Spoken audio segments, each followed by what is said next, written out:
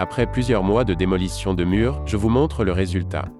Bien sûr, il reste encore du travail comme enlever le vieux plancher, casser encore un peu de mur, mais le plus gros a tout de même été fait.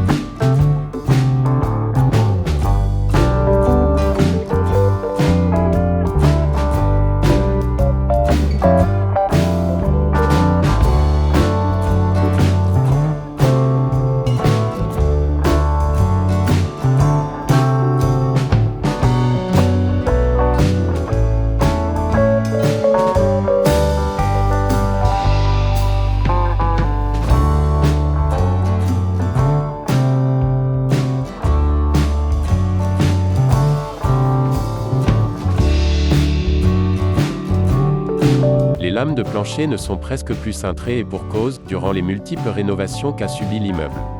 Une personne a remplacé le torchis présent entre les poutres verticales qui servent à soutenir la charpente par des pierres bien lourdes, ce qui a fragilisé la grosse solive en dessous qui soutient l'ensemble de ce mur en plus de 50 de la toiture. Tout ce travail de démolition a permis de soulager la structure en bois qui en avait grand besoin, comme vous pouvez le constater au niveau du sol du futur ancien couloir. Des poutres flottent dans le vide tellement elles ne reposent même plus sur la grosse solive. C'est dire la déformation qu'a subie la structure à cause des tonnes de pierres utilisées pour remplacer le torchis. Quand on voit des choses comme ça, ça donne envie de mettre des baffes à des gens. Heureusement, la solution envisagée pour sauver ce bâtiment permettra de supprimer la charge que doit supporter cette solive qui est maintenant bien trop abîmée pour être réutilisée.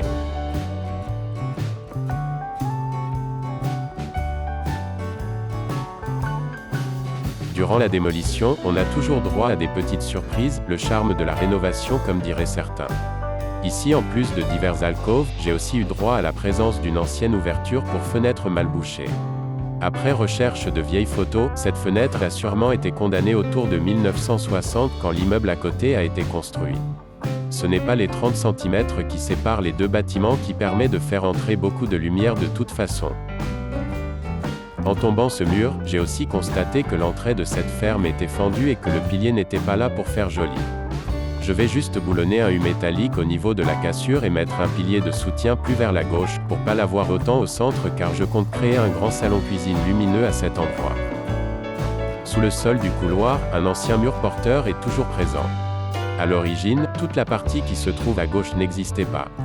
C'est ma bouée de sauvetage pour mon problème de solive hors service vu plus tôt dans la vidéo. Pour un travail aussi technique, je préfère faire appel à un charpentier pour qu'il me mette sous chaque ferme un pilier de soutien qui va reporter la charge de la couverture au mur porteur en dessous, qui lui-même va reporter le poids au rez-de-chaussée.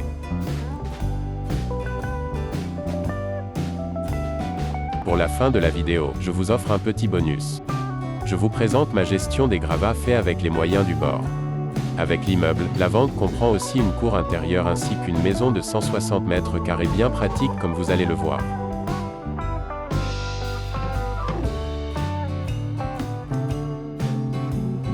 Dans la cour, j'ai juste jeté les gros gravats par la fenêtre. Plus tard, une benne en location de 7 mètres cubes sera posée sur la voie publique et avec la famille, on va faire plein d'allers-retours en brouette pour faire disparaître ce gros tas inutilisable.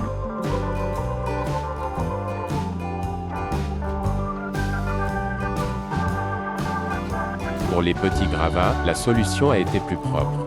Étant ouvrier boulanger, j'ai accès aux sacs vides de farine qui sont assez robustes, et mine de rien, ça permet de faire une belle économie que de ne pas acheter de sacs de gravats. La pièce que vous voyez là ne fait rien de moins que 40 mètres carrés. Ça fait un peu caverne d'Ali Baba quand on entre comme ça au milieu de tous ces sacs. Chacun pèse autour de 20 kg voire plus. C'est dire le poids que devait supporter la structure en bois de l'étage de l'immeuble. Chaque sac a été descendu par l'escalier à la main et acheminé ici avec l'aide d'une brouette.